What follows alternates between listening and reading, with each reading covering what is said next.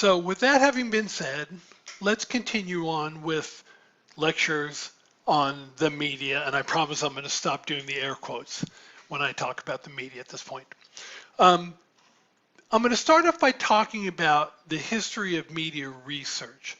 This is research done by political scientists, but this is also research done by communications studies scholars as well. And I'm going to talk about phase 1, phase 2, and phase 3 of media research. But I don't want to give the impression that they happened successively. It's not like phase 1 started and ended, phase 2 started and ended, and then phase 3 started. Rather, there's a whole lot of overlap here. So just to be clear, that there's a lot of overlap here. In the first phase of media research, right, most of the research focused on the ability of the media to affect behavior. There was some concern about the fact that now that we had a mass media, a truly mass media through, especially through movies and things like that, newspapers that were reading larger and larger audiences, that this idea that the mass media could affect people's behaviors was something that political scientists, communication studies scholars are very interested in. The dominant idea at the time was something that's referred to as the hypodermic needle theory. They get the hypodermic needle metaphor from the idea that the media was incredibly powerful and it could basically inject information or ideas into your head, and people were powerless to defend themselves against it. The mass media, according to this theory, has a direct, immediate, and powerful effect on individuals. In communication studies research, they refer to this as a one-step flow of communication. Information comes from the media and it goes to the individual, a direct line, and that's where the media has its impact. Individuals from this perspective are seen as passive, as powerless. We're just like sponges that just sort of soak up whatever the media dumps on us. Now, I suspect that there's probably a lot of you who have a view of the media that isn't that far off from the hypodermic needle theory. And so I'm going to say at the outset that research on the media shows that the hypodermic needle theory isn't true. It just isn't true. But the reason this started developing, this idea started to gain currency among scholars, one of the things that people looking back on it point out is how people responded when they heard the War of the Worlds radio broadcast. Now, I don't know if any of you are familiar with the radio broadcast. This is done in the 1930s. I'm not talking about Tom Hanks' remake of the War of the Worlds. This was a radio broadcast of a play that was written by H.G. Wells. It was narrated by Orson Welles. And back in the 30s, what people would do, what families would do, is they would sit around at night and sometimes listen to plays, or sometimes they would sit and listen to music. What the War of the Worlds did is it sort of set up this situation where if somebody didn't hear the introduction to what was happening, if they didn't hear Orson Welles give this very dramatic introduction about the Martians and things like that, and people being under a microscope, if they came in a little bit late, they thought that they were just listening to a regular program where Roman Raquel and his orchestra were playing. What I want to do is I want to play you a clip, a sound clip from War of the Worlds. So it starts off with Roman Raquel and his orchestra, and then they do like a news break, talking about some flashes coming from Mars. And the excerpts that I've done aren't particularly clean, but the second, you'll hear a break. The second part is like when the professor, who was part of the play, and the news person have gone out to this farm to see where this thing had landed. They had said it might be a meteor, but eventually they're going to find out that it's a Martian ship.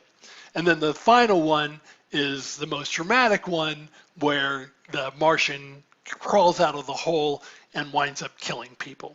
So that's what you're about to listen to. It might be a good idea, unless you're driving and listening to this, it might be a good idea to just sit back, close your eyes, and just listen. Because back in the 1930s, this kind of stuff was novel. This was new, this kind of news breaks and all this stuff. The key to remember is that a fairly large part of the audience listening to the War of the Worlds broadcast thought it was actually happening. So here you go. Here's just a snippet, about 3 or 4 minutes from the actual broadcast. A slight atmospheric disturbance of undetermined origin is reported over Nova Scotia, causing a low-pressure area to move down rather rapidly over the northeastern states, bringing a forecast of rain accompanied by winds of light gale force. Maximum temperature 66, minimum 48. This weather report comes to you from the Government Weather Bureau. We take you now to the Meridian Room in the Hotel Park Plaza in downtown New York, where you will be entertained by the music of Raymond Raquello and his orchestra.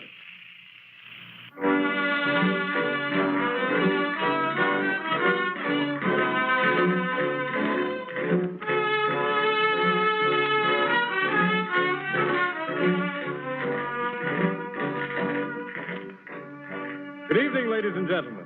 From the Meridian Room in the Park Plaza Hotel in New York City, we bring you the music of Raymond Raquello and his orchestra.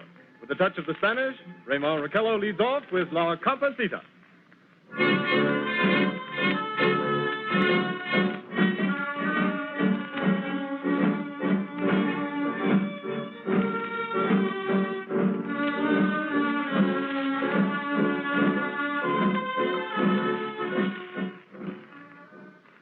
Ladies and gentlemen, we interrupt our program of dance music to bring you a special bulletin from the Intercontinental Radio News.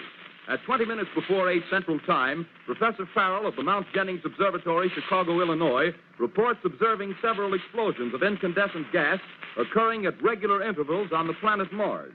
The spectroscope indicates the gas to be hydrogen and moving toward the Earth with enormous velocity.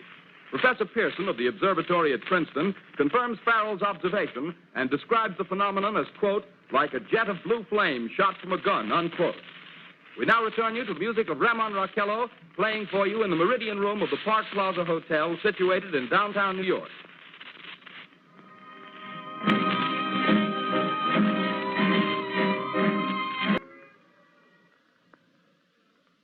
We take you now to Grover's Mill, New Jersey.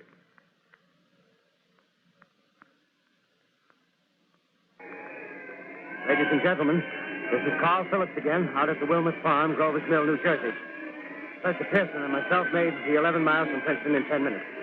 Well, I hardly know where to begin. To paint for you a word picture of the strange scene before my eyes, like something out of a modern Arabian Nights.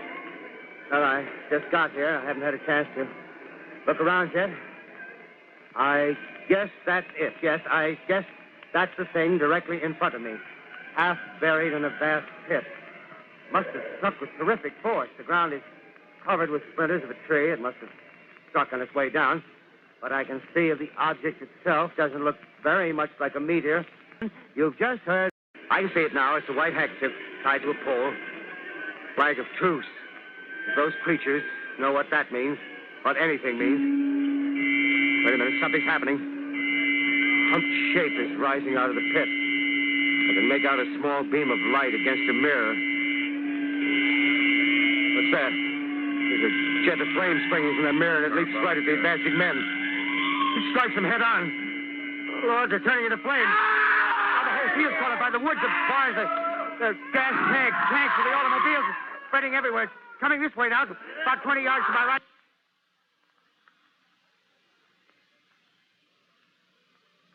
Ladies and gentlemen, due to circumstances beyond our control, we are unable to continue the broadcast from Grover's Mill. Evidently, there's some difficulty with our field transmission. However, we will return to that point at the earliest opportunity. In the meantime, we have a late bulletin from San Diego, California.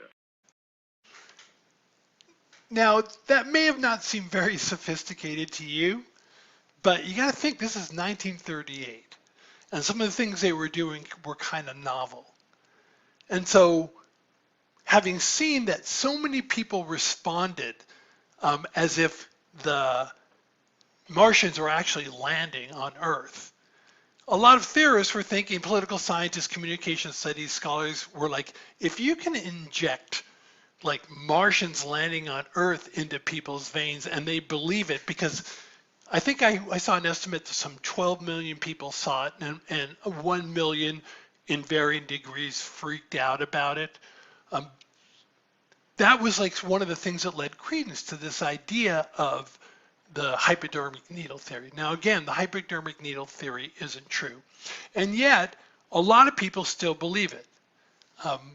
It wasn't too long ago that people were saying that rock and roll music was going to destroy the youth of America, right? And it didn't. And then after that, people said disco music was going to destroy the youth of America. And that was my generation. I think it almost did, but it didn't destroy America. And then later on, rap music showed up, and people said rap music is going to destroy the youth of America, and it didn't. And then they started talking about first-person shooter games, video games that were going to destroy the youth of America, and they didn't destroy America either. And so what I want to suggest to you is that there's probably going to be some new form of media that you didn't experience growing up that your kids are going to experience if you wind up having kids.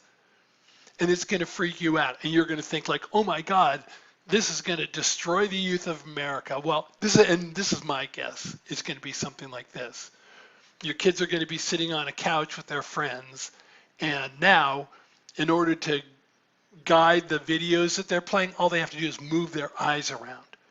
And they can direct everything. I think there are already things like this.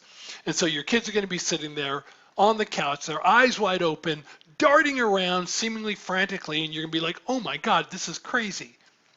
The hypodermic needle theory isn't true.